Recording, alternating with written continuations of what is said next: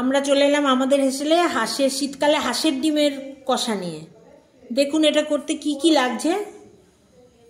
ডিমের কষা করতে লাগছে হাঁসের ডিম 4 পিস, আলু 6-7টা ছোট ছোট নতুন আলু, পেঁয়াজ আদা রসুন বাটা, তেল, টমেটো সস নিয়েছি টমেটো না নিয়ে, হলুদ নুন একটু মিষ্টি। এই নিয়ে আমরা চলে যাচ্ছি ডিমের কষা রান্না করতে। কড়াই বসিয়ে দিলাম গ্যাসে আর সর্ষের তেল দিয়ে কড়াইটা গরম করলাম। আপনারা অন্য অলিভ অয়েল দিয়েও করতে পারেন। দিয়ে এবার ডিমগুলোকে আমরা অল্প করে ভেজে নেব। আর অনেকের তো আঁশটানি গন্ধ লাগে কুসুমে, তাই আমি যে আপনারা এমনি করেও করতে পারবেন, যে ডিমটাকে হাফ করে করে এইরকম করে মানে কুসুমটাকেও ভেজে নিতে পারবেন তেলে, তাহলে আঁশটানি গন্ধটা কম লাগবে।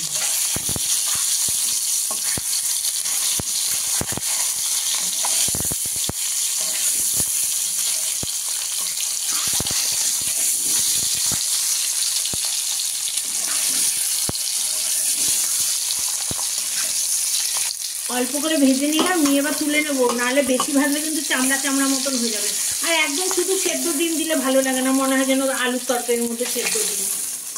তার জন্য আমি একটু হালকা করে ভেজে নিলাম। ভেজে নিয়ে তারপরে আমি এখন আলুগুলো দিয়ে আলুগুলো এমনি লাল লাল করে ভেজে নেবো।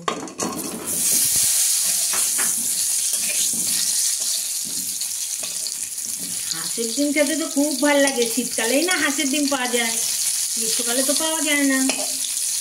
তার জন্য শীতকালে একটু হাঁসের ডিম খেয়ে নেবেন বন্ধুরা।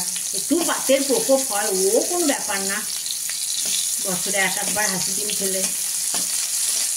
হয়তো অনেক স্বাদের জিনিসই না খেয়ে থাকতে হবে। আলুটা লাল লাল করে ভাজা হয়ে গেছে। এবার আমি রসুন আদা পেঁয়াজ লঙ্কা বাটাটা দিয়ে দিলাম। দিয়ে এবার ভাজা ভাজা করে নেব। একটু ভাজা হোক, তারপরে গুঁড়ো মশলাগুলো দেবো। গুঁড়ো মশলা বলতে তো আপনার বেশি বেশি দিচ্ছি না, একটু নুন হলুদ আর স্বাদের জন্য একটু মিষ্টি, ধনে জিরে দিচ্ছি না।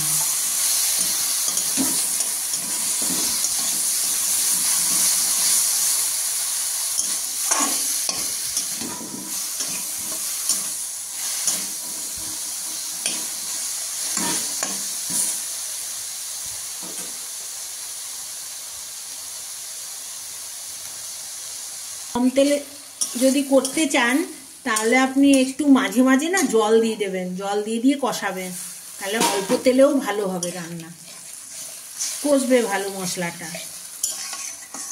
এখন তো সবাই কম তেলেই করতে চায়, কারণ সবারই তো শরীর স্বাস্থ্য সচেতন না, আর খেতেও হবে, একটু ভালো মন্দ না খেলেও হবে না। তার জন্য একটু করে জল দিয়ে দেবেন, তাহলে কষবে ভালো মশলাটা। তারপরে আমি একটু নুন হলুদ দিয়ে দিচ্ছি আন্দাজ মতো, হলুদও দিয়ে দিচ্ছি আন্দাজ মতো। আর স্বাদ ব্যালেন্স করতে আর কালার আসতে একটু চিনিও দিয়ে দিচ্ছি। আর একটু কষিয়ে নিচ্ছি।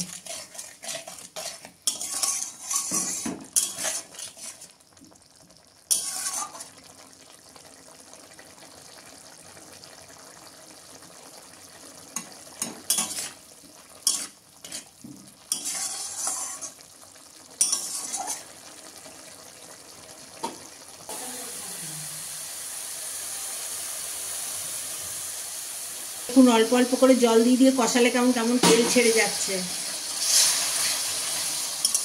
অল্প অল্প করে জল দিয়ে কষাতে কষাতে কেমন তেল ছেড়ে যাচ্ছে, অল্প তেলেই অনেকটা সুন্দর হয়ে যাচ্ছে। তারপর আমরা এর মধ্যে আর একটু সস দিয়ে দেবো, তাহলে কালারটা খুব ভালো হবে, লোভনীয় কালার হবে। এমনি তো হাঁসের ডিম একটু লোভনীয় ব্যাপার।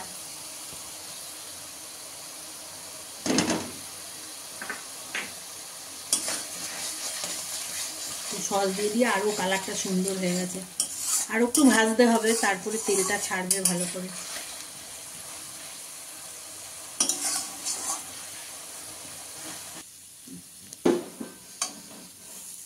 দেখুন ভাজা হয়ে গেছে, একদম কষানো হয়ে গেছে।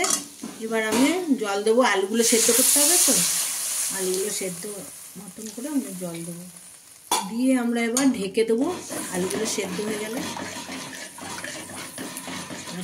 পরিমাণটা ঠিক হয়ে গেলে তারপরে নামিয়ে দেবো। ডিমটাও দিয়ে দেবো।